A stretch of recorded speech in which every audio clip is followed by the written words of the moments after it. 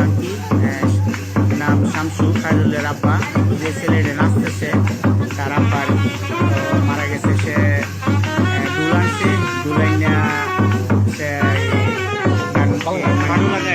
বাজাইতেছে আর সে নাচতেছে। তো আসলে আমার জন্মের পরে এই প্রথম ফার্স্ট টাইম দেখলাম যে বিবাহ বাড়িতে মৃত্যুর বাড়িতে যে বাজনা বাজায়া সে নাচা